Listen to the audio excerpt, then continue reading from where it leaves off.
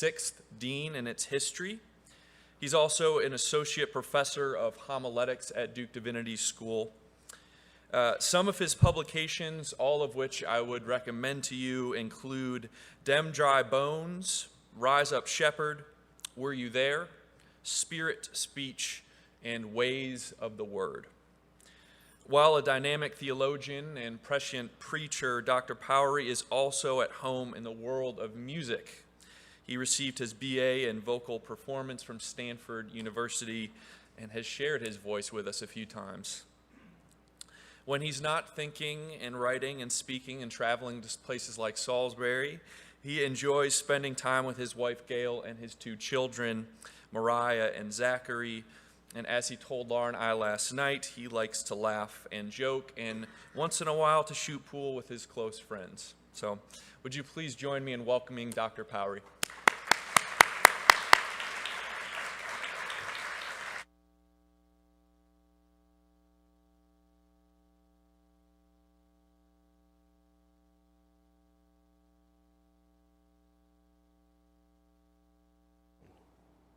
There we go. All right.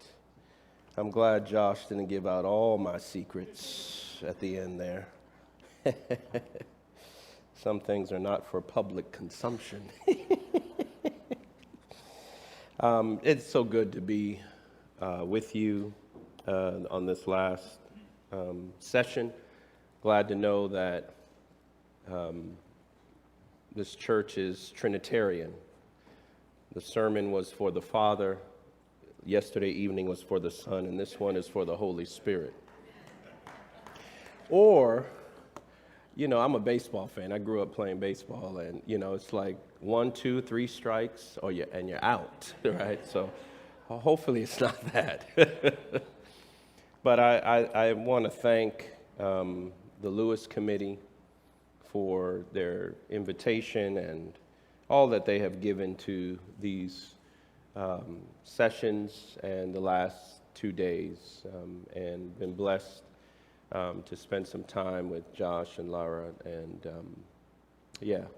and to know that Josh also believes in the Green Room Gospel in Durham, is a pool hall in Durham, North Carolina. So, finding God in the questions. The question for today, and the first one from the sermon was, why did it yield wild grapes, out of the book of Isaiah. Last night was, what should we do, from the crowd in Luke 3. And today's question is going to come from Jeremiah, and it might be a familiar question, but the question is there no balm in Gilead?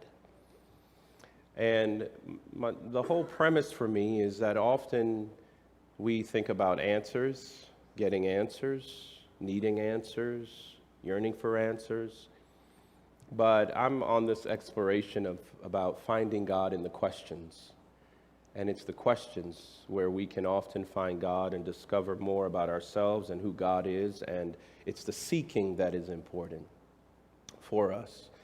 So let me lift up a portion of Scripture as the backdrop for that question, and then we'll take it from there. So in Jeremiah chapter 8, verse 18 to chapter 9, verse 1, Jeremiah says this: "My joy is gone, grief is upon me, my heart is sick. Hark the cry of my poor people from far and wide in the land. Is the Lord not in Zion? Is her king not in her? Why have they provoked me to anger with their images, with their foreign idols? The harvest is past, the summer is ended, and we are not saved. For the hurt of my poor people I am hurt. I mourn, and dismay has taken hold of me. Is there no balm in Gilead? Is there no physician there? Why then has the health of my poor people not been restored? Oh, that my head were a spring of water, and my eyes a fountain of tears. so that I might weep day and night for the slain of my poor people. This is the word of the Lord. Thanks be to God. The choir sang it yesterday. Sing it with me today. There is a balm in Gilead to make the wounded whole. There is a balm in Gilead to heal the sin-sick soul. Sometimes I feel discouraged and think my work's in vain. But then the Holy Spirit revives my soul again. There is a balm in Gilead to make the wounded whole. There is a balm in Gilead to heal the sin-sick soul. So as I begin this morning, I remember that it was December 20th, 2005, in San Jose, California, 5 days before Christmas, and the mall parking lots were full of people doing last-minute shopping. Churches were getting ready for an overflow crowd. For those who only attend church once a year for the Christmas Day services, pastors were putting their best foot forward in their sermon preparations in anticipation of these special services. So people in many ways were excited for the advent of Christ. It was Advent season. A party mood filled the air. I, on the other hand, was getting ready for something else during that time.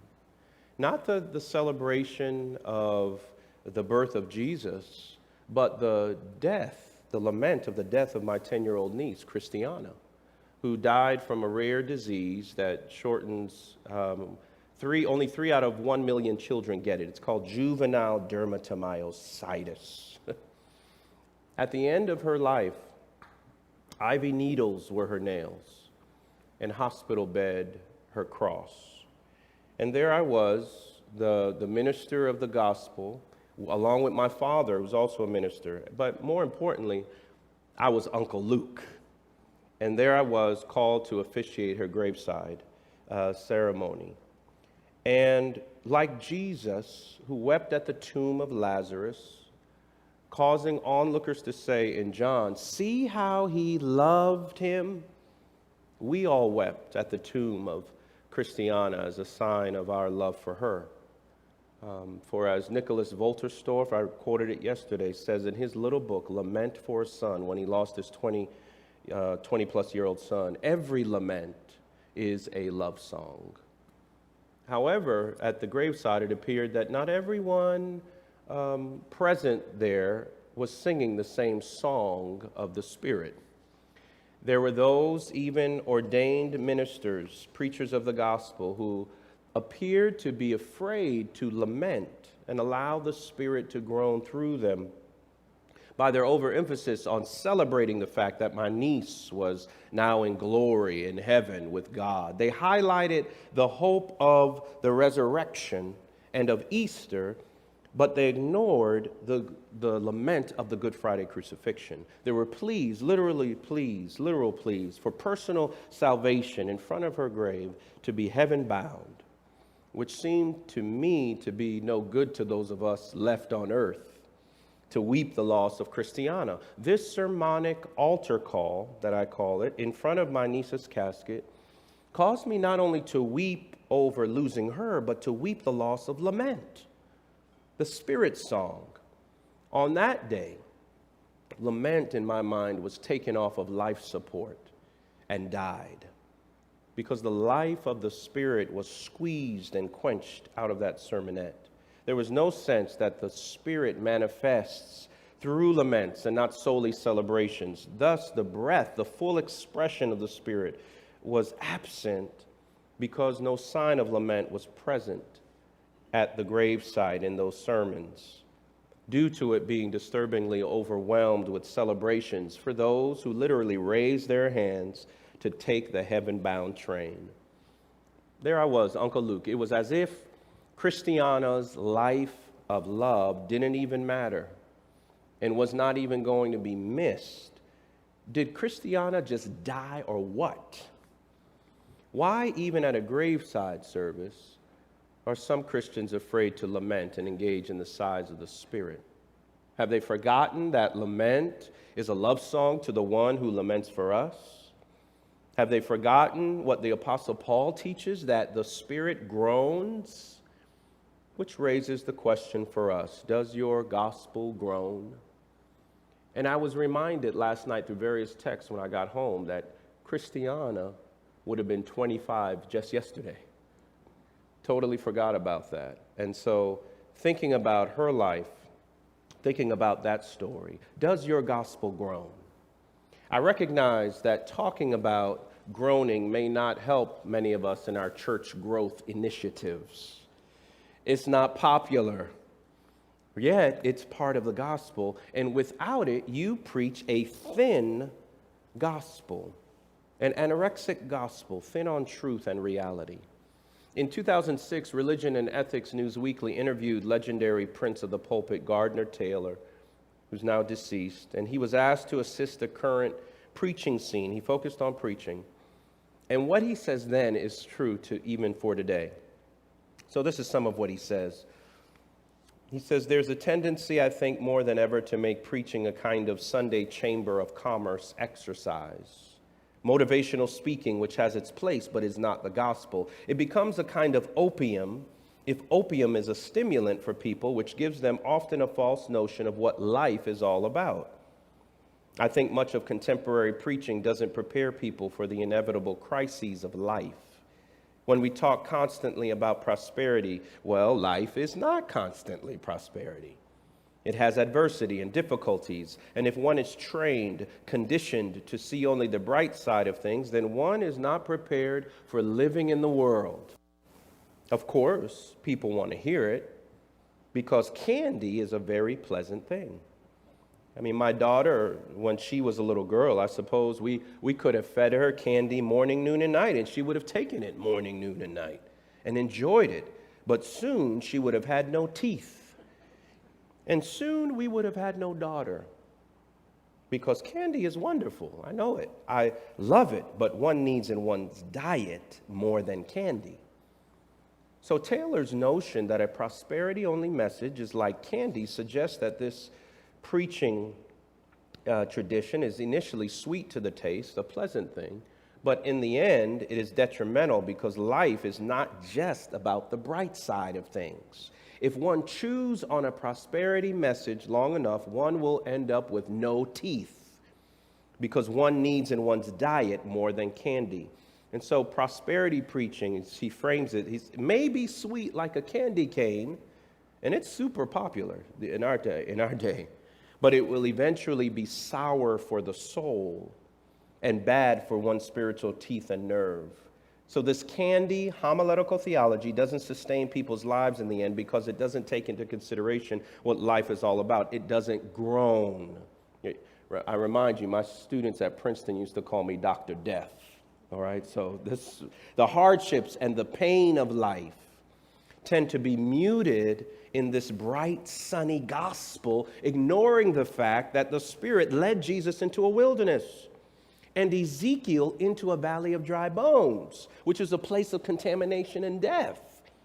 So living the gospel in the Spirit entails suffering, pain, struggle, and groans.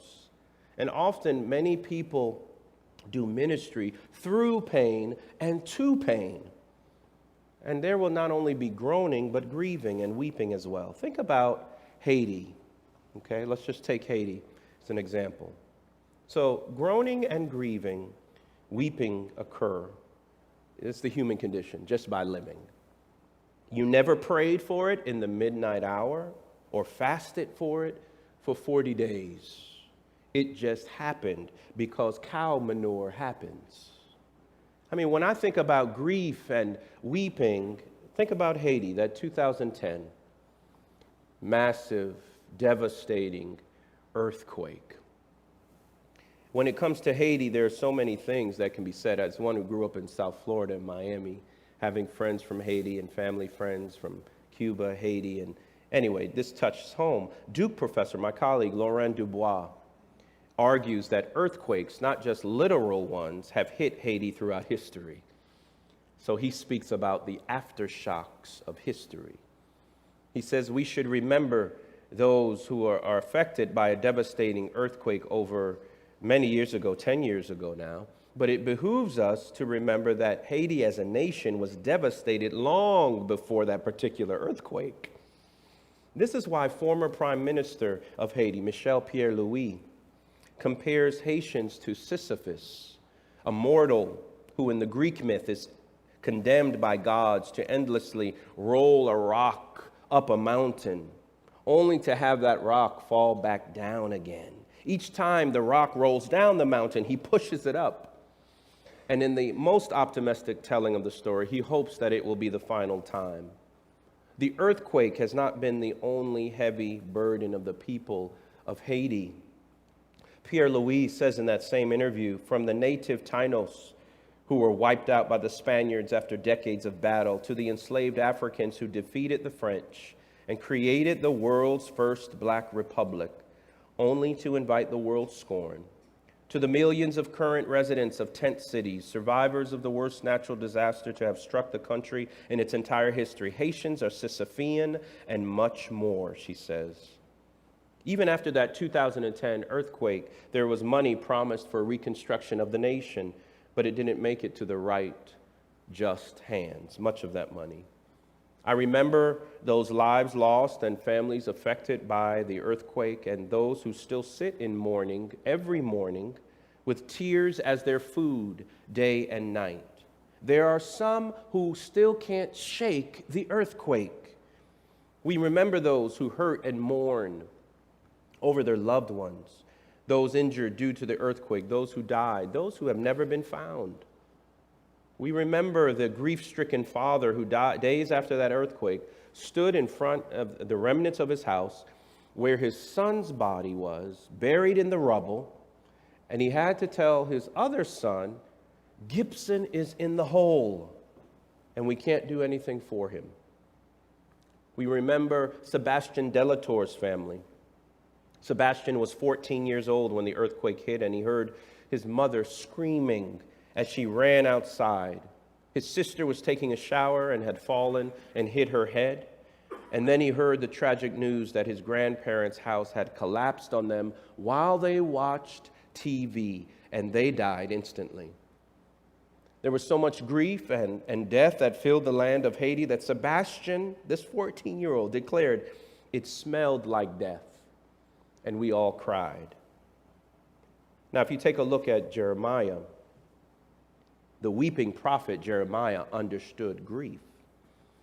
You know, I know they say that Jeremiah was a bullfrog and he always had a mighty fine time singing joy to the world. But Jeremiah of the Old Testament is very different. That Jeremiah from that song talks about joy, but this Jeremiah says, my joy is gone, grief is upon me, and my heart is sick. He voices this trilogy of agony, and some even suggest that those words might actually be God speaking. Because I hope you all know that God suffers, right?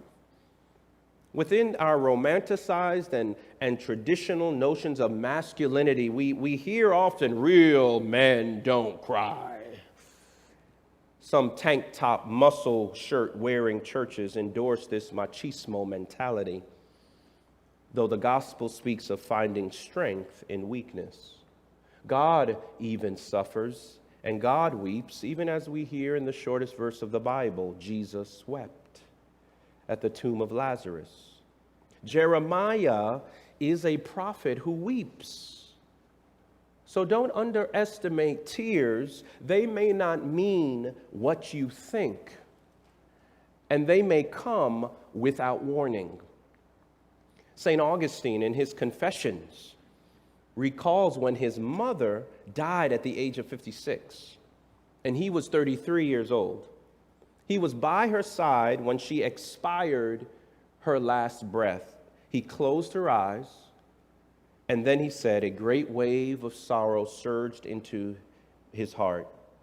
Tears started to come to his face, but he stemmed the flow. He stopped it, and the tears dried up. He writes about this. He thought it was more mature to put his sobs in check and not to mark his mother's death in that way, because it was total extinction or misery, and didn't even shed a tear. This guy did not even shed a tear at the burial ground, because he thought, she's a woman of faith, so she will live again.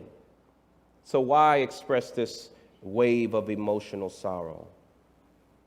It wasn't until he woke up the next morning that he wept for his mother and himself. And he writes this: the tears which I have been holding back streamed down, and I let them flow as freely as they would, making of them a pillow for my heart.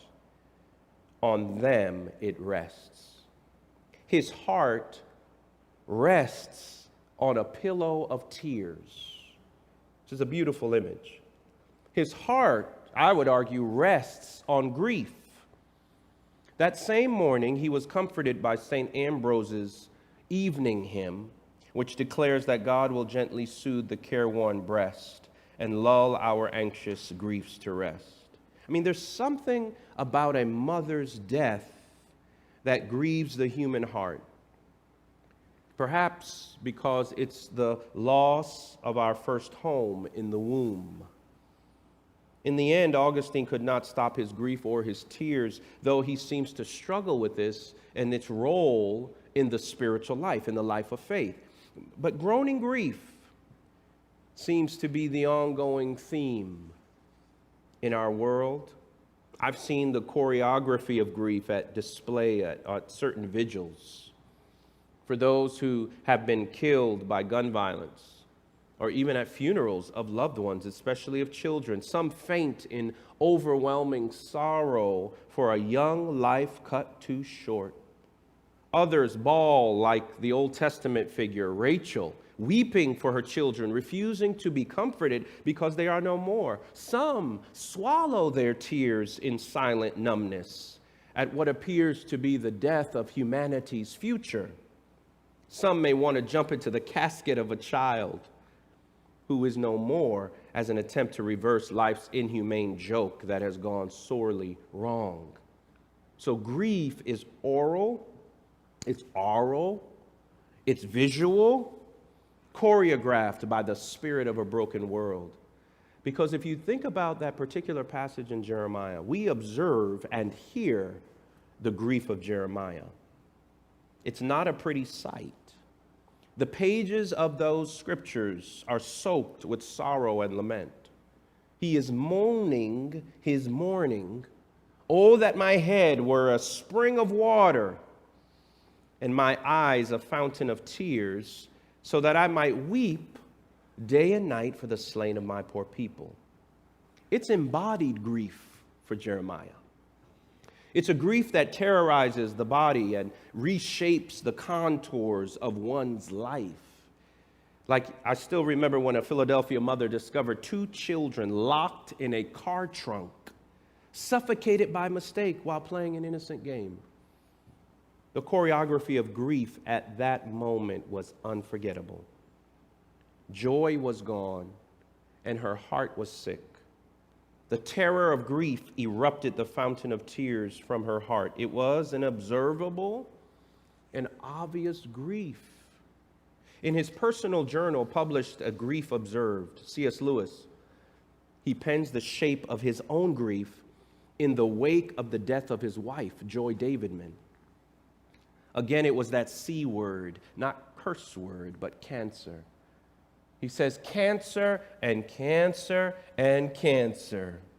my mother, my father, my wife. I wonder who is next in the queue. The presence of the absence was so poignant for Lewis that he writes, her absence is like the sky spread over everything. Grief takes over his life to such an extent that he declares, I am a death's head. Somatic, embodied grief. Just like Jeremiah. Publishers Weekly notes that sales for books on grief do pretty well. Grief sells well as people try to discover how best to deal with it. I'm not sure the book of Jeremiah has sold as well, especially his Lamentations, because we struggle. We do in the church struggle with the role of grieving and weeping and lamentation in ministry, in life. We don't know what to do with it, so we avoid prophets like Jeremiah. Everybody, however, wants to rush and proof text Jeremiah 11, for I know the plans I have for you. Plans to prosper you, not to harm you, plans to give you a hope and a future. Yet I don't know of anyone who tries to memorize at bedtime what he says in chapter 8. We look for peace but find no good, for a time of healing, but there is terror instead. Who's making t-shirts with that verse? I mean, that was the state of the people in Jerusalem. I don't hear anyone quoting the lament of the people. The harvest is past, the summer is ended, and we are not saved. Jeremiah is a weeping prophet who doesn't make financial profits. He doesn't have a bright smile or slick hair or tell funny stories in a huge auditorium. Tears are his breakfast, lunch, and dinner. But his tears may not be what you think. There's something compelling, something honest, something real and raw about Jeremiah's descent into the shadow of a people's darkness. Far too long, certain sectors of religion have attempted to avoid the abyss. But Jeremiah reveals the truthful necessity of facing the abyss along a trail of tears. Why? Because grief is a part of the gospel story.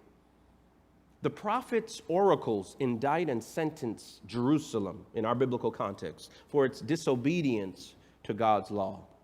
His speech anticipates the destruction of Jerusalem. This is the reason for their grief, their joylessness, their heart sickness, their mourning. The people experience a sense of abandonment, loneliness. God seems to be in absentia. Is the Lord not in Zion, they question? Is the king not in her? Or in the words of C.S. Lewis, why is God so present a commander in our time of prosperity and so very absent a help in time of trouble? It's the piercing question of lamentation that God even asks God, my God, why have you forsaken me?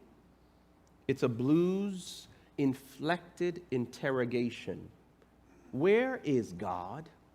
That's the question. Old Testament scholar Stephen Breck Reed writes, the crucible of laments is to trust in God even in the face of apparent absence of God and the presence of the enemies.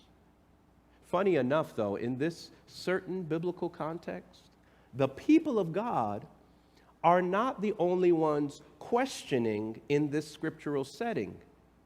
God raises God's own voice. Why have they provoked me to anger with their images, with their foreign idols? The irony is that the Lord is in Zion, even though the people don't think God is. And God has his own questions for the people. Based on what God says, this is actually a situation of self-imposed exile and hurt, based on the choices of the people. And so the situation is so grim that Jeremiah sings out his own blues note. And that brings us to the question, is there no balm in Gilead? Is there no physician there? Later in the book of Jeremiah, we have restoration. But in this specific moment, Jeremiah doesn't distance himself from the hurt and the sorrow of his own people. He's not afraid to cry. Men don't cry, but prophets do. For the hurt of my poor people, I am hurt. I mourn, and dismay has taken hold of me, he says. His tears form a path of solidarity and suffering. Don't underestimate tears. They may not mean what you think. The challenge for us is to see hope while traveling on the trail of tears. Jeremiah reveals the gift of tears, affirming what one UCLA clinical professor of psychiatry, Dr. Judith Orloff, teaches. Professor Orloff gets excited about people crying. And so she says she's witnessed the healing power of tears. She says tears are a release valve for stress and grief and anxiety and frustration and joy. Tears are a way to purge pent-up emotions so that they don't remain in the body as stress symptoms. Tears lubricate and cleanse our eyes so they don't get irritated or infected. And after crying many times, our heart rate can decrease and we enter a calmer state. So reflex, continuous, and emotional tears make us feel better physically and emotionally. So crying can be thought of as a physiological and emotional detox through which one can be healed. So Dr. Orloff warns us not to hold back the tears because it's healthy to cry. A Yiddish proverb says, "What soap is for the body, tears are for the soul."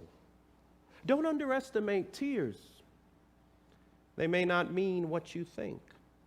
I mean, there's much fruit from tears and grief. Jeremiah reveals that tears are a gift because they embody the prophetic ministry of grief.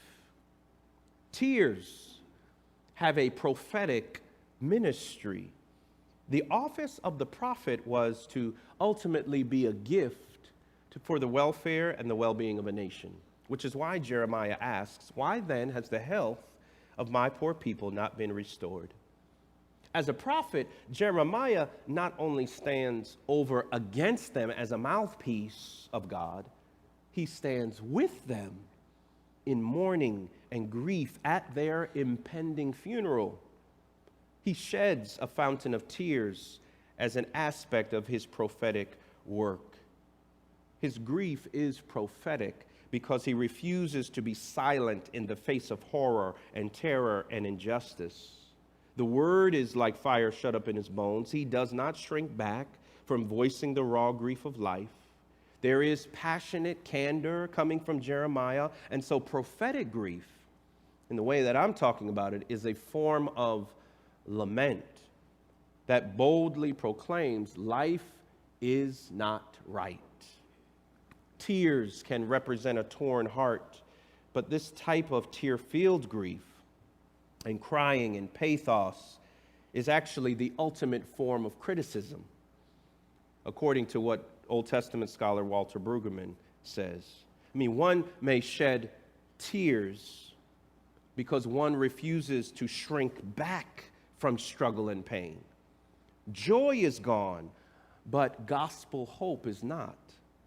Prophetic grief tells it like it is. This ministry of grief is the embrace of weeping and lamentation as a part of our spiritual repertoire, in fact. And in this process, it helps others engage their experiences of suffering honestly, rather than respond with numbness, fear, self-deception, and the denial of reality. Prophetic grief is poetic and can be a theological chronicle of communal catastrophe expressed lyrically. Jeremiah realized the words of a hymn, "We have come over a way that with tears has been watered." Think about the image of Augustine.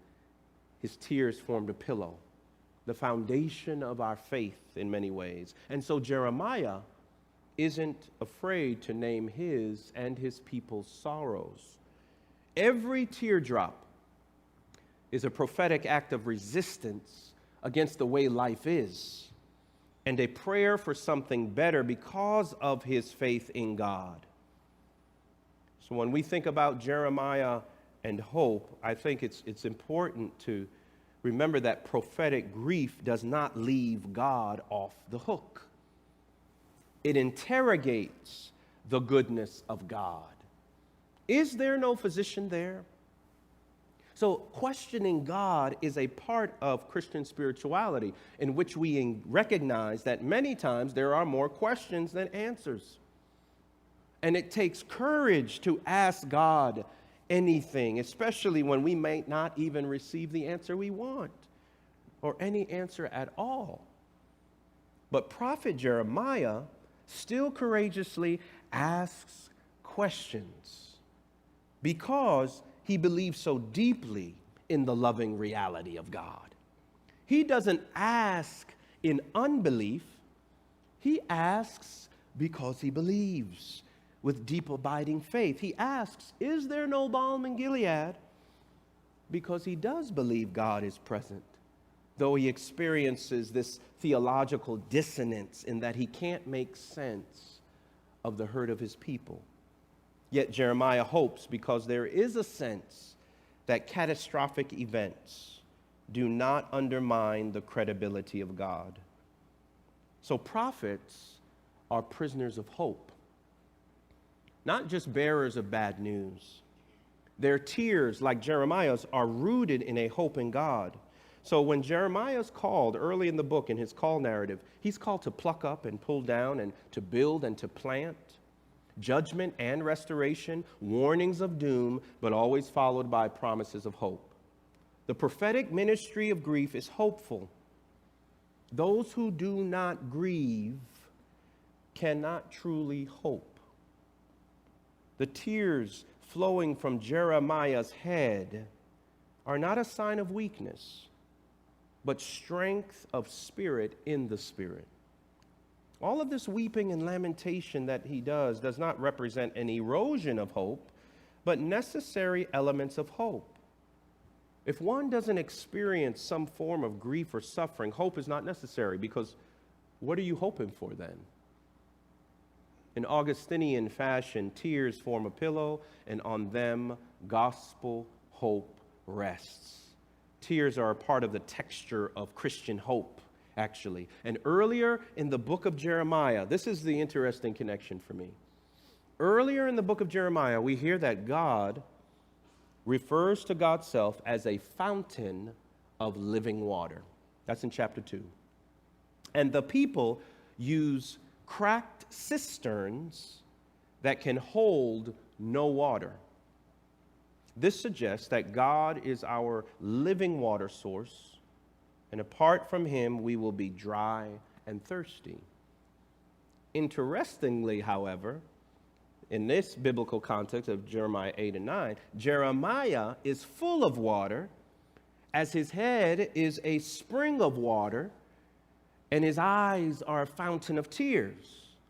His weeping, then, suggests the presence of God. That is, that God is in his tears, that God is in the water of holy weeping in the grief. According to Alan Jones, the Dean Emeritus of Grace Cathedral in San Francisco, he says the gift of tears is like the breaking of the waters of the womb before the birth of a child. Hope is tear-stained. If not, it is not real hope or the gospel, because tears sow the seeds of hope. And these tears are sacramental, not only as a sign of God's presence, but as a sign of our very own baptism, the water of the Spirit's washing over our lives. So God is in the tears. The Reverend Peter Gomes, the former minister at Harvard's Memorial Church, had some interesting things to say about hope.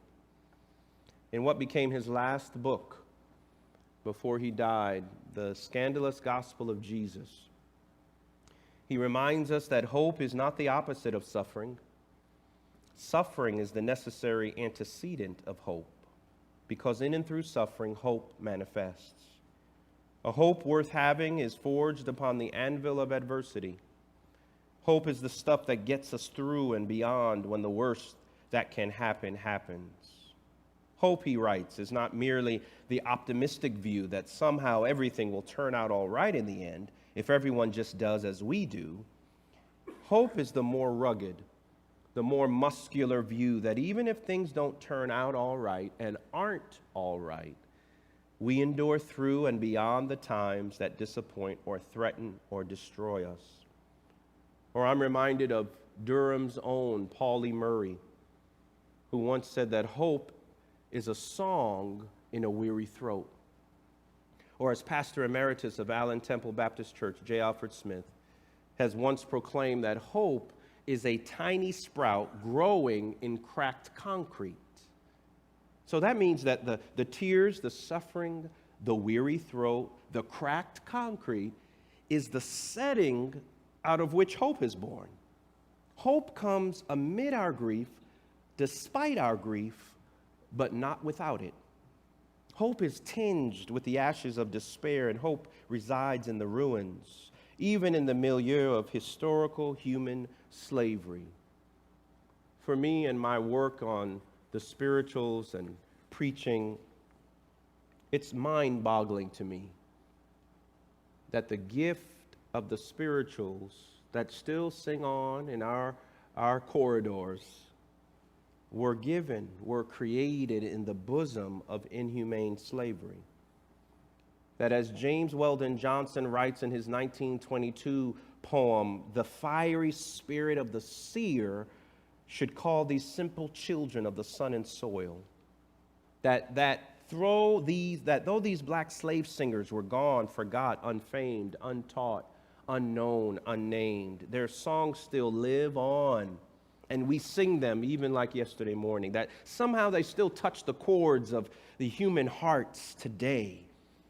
That when we find ourselves in the home of grief and that we declare, my heart is sick, at such times, if you remember the Newtown Elementary School massacre several years ago, we turn to a spiritual like balm in Gilead, which is what happened at Duke Chapel on that Sunday morning. We'll never forget it. The chapel choir was not set to sing that Sunday morning.